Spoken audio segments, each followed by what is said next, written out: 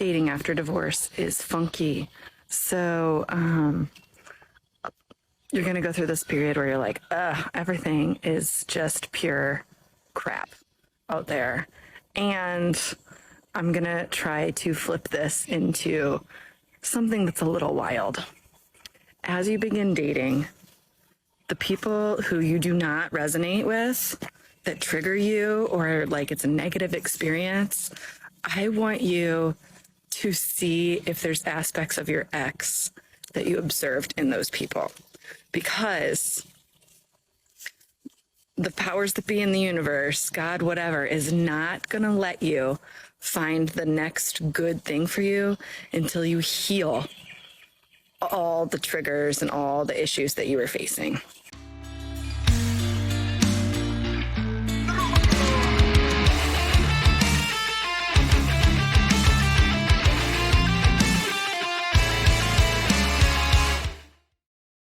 Gentlemen, welcome back to another episode of Dating After Divorce.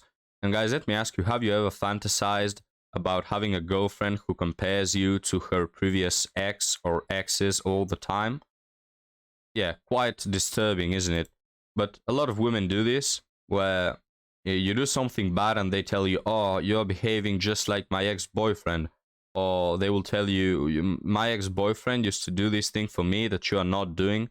And they will be just comparing you all the time, never feeling satisfied. Well, go date your ex-boyfriend then, you know? What do you want me to tell you? But now, guys, let's continue with the story of this woman. And let's see what else she has to say. The powers that be in the universe, God, whatever, is not going to let you find the next good thing for you until you heal all the triggers and all the issues that you were facing. What might this look like? So here's a really wild example. So I get on the dating apps, and my ex didn't keep a full-time job while we were married, and I was the primary person. So whatever that was, but he was always doing landscaping. And everyone that I was finding.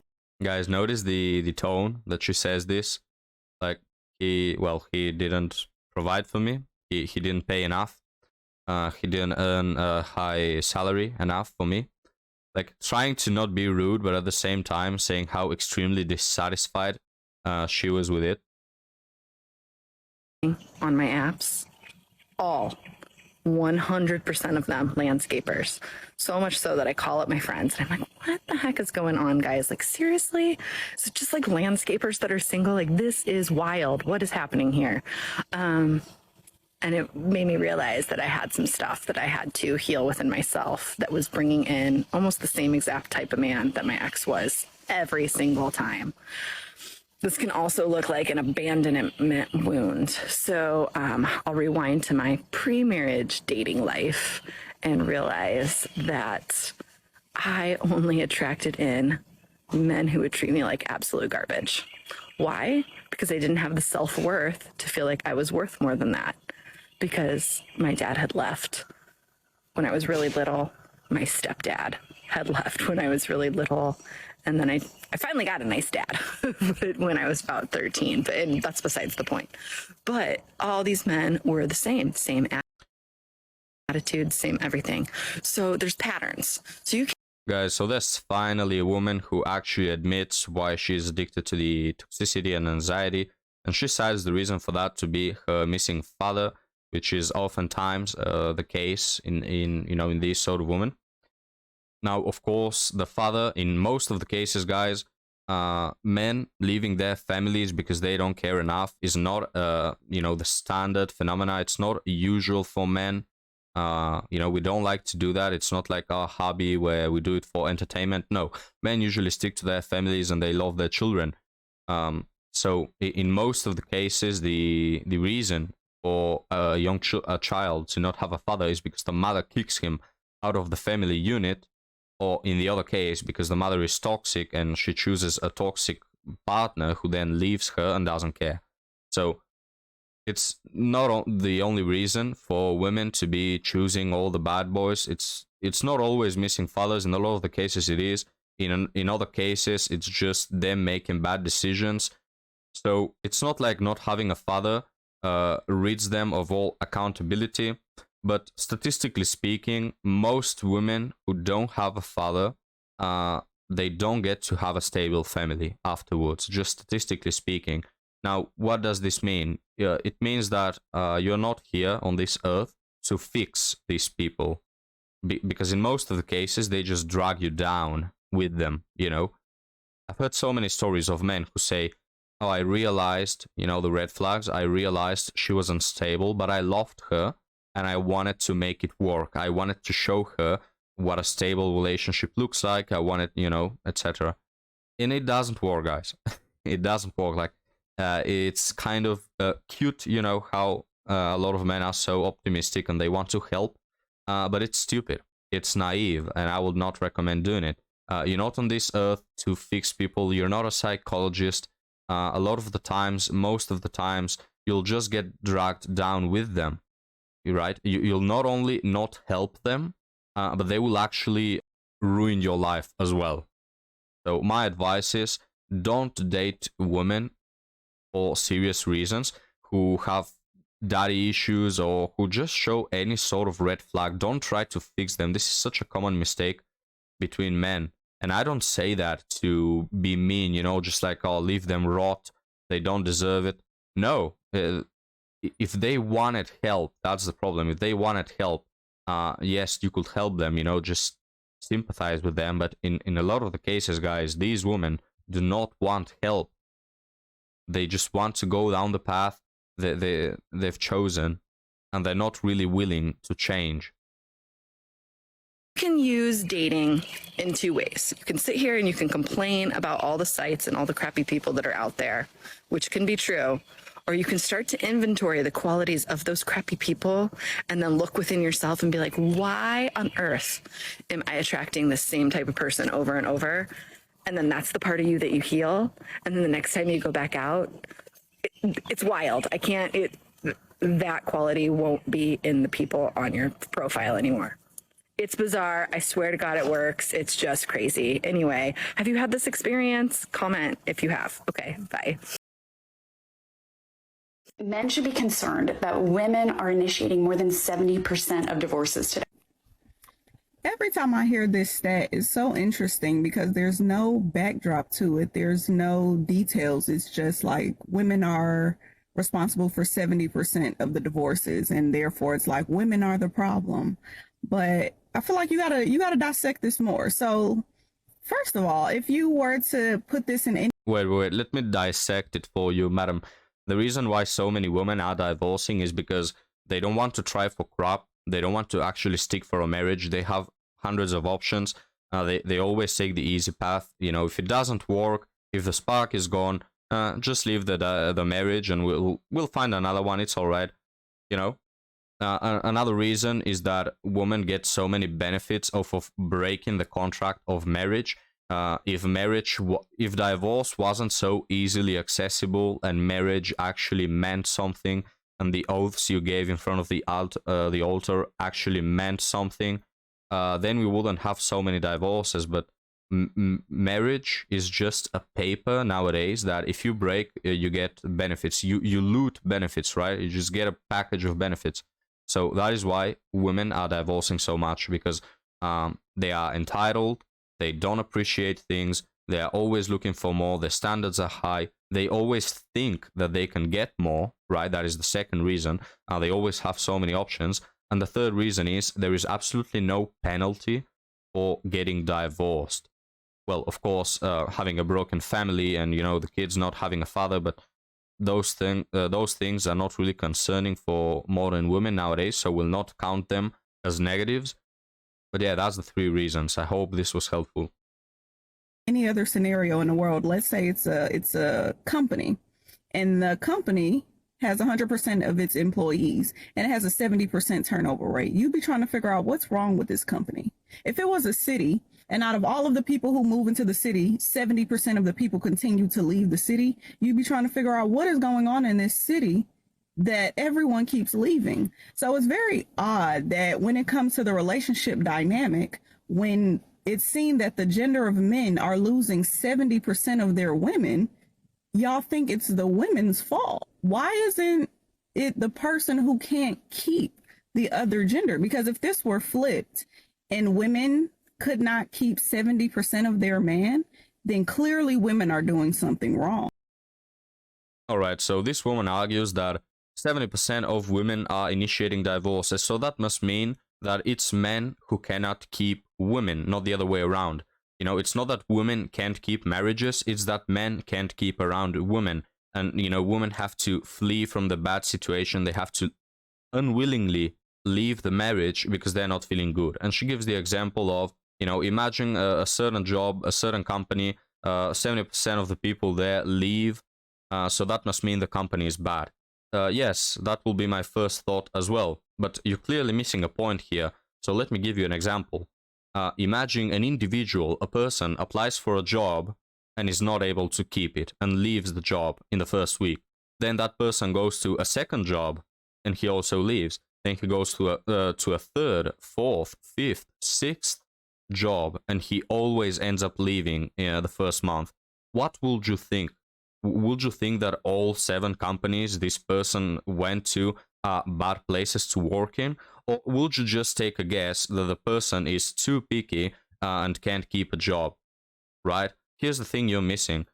It's not like women are, you know, just having one relationship in their life, 1 or 2 relationships. You know, they've had one boyfriend, it didn't work out. Then they have a second boyfriend, it leads to a marriage, and, well, the man is just bad, they can't keep a marriage. That's not the case. Women, modern women, they can't keep anything. They don't have relationships, they only have situationships, they can't keep a marriage, they divorce multiple times, they switch guys all the time. You know, for me personally, it just speaks more about women than it does about men.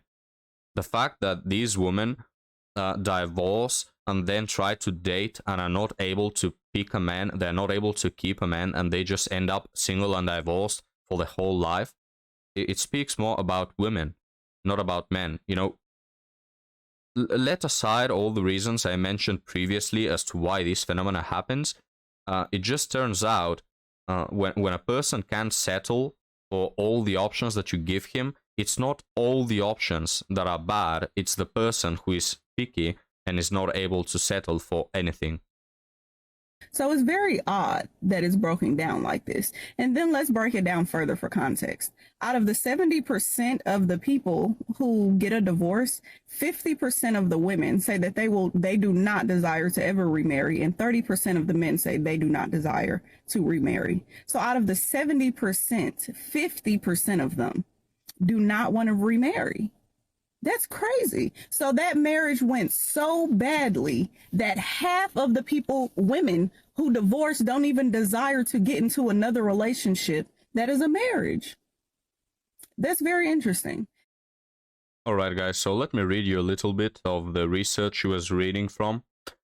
Among women who are currently divorced or widowed, only 43% say they may want to remarry, say the report. The research found a strong correlation between remarrying and financial well-being. That's interesting. Remarried adults tend to be more financially secure compared to their divorced counterparts. So what do you think is more likely? That a man will remarry in order to be financially successful, or that a woman will remarry to be more financially secure?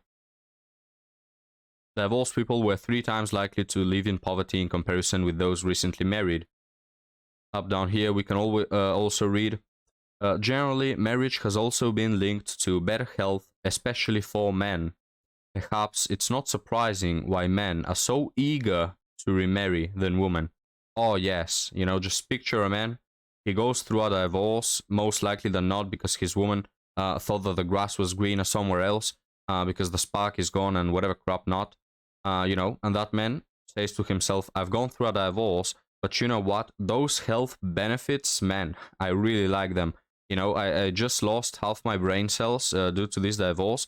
But you know what? I'm gonna get remarried because the health benefits, guys. No. When men remarry, it's because they just want to remarry for some reason, right? When women remarry, it's in most of the cases because of the financial income, guys, because they are more financially stable.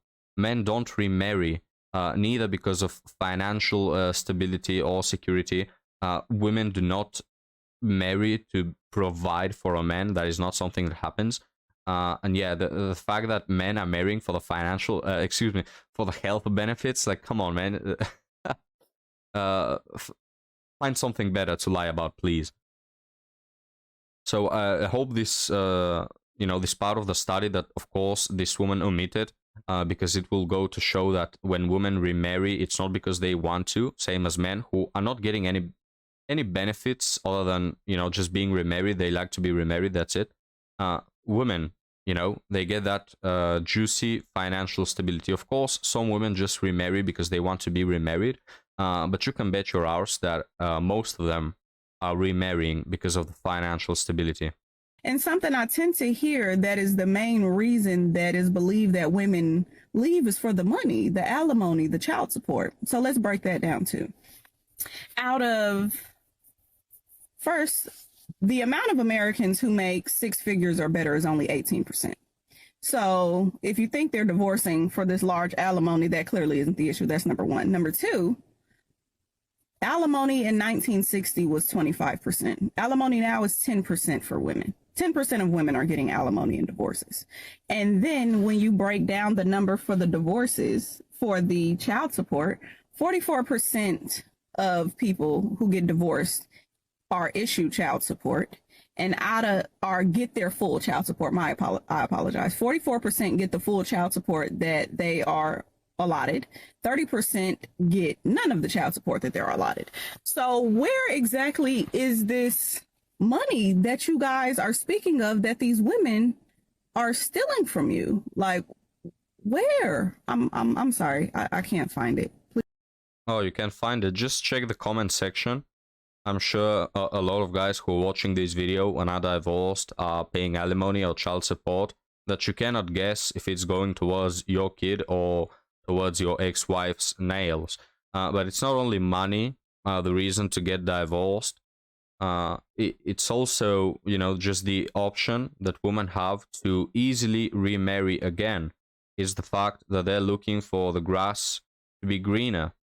And have you ever considered that maybe women are more willing to divorce because they have higher standards that are never met, and they always think that the grass will be greener somewhere else?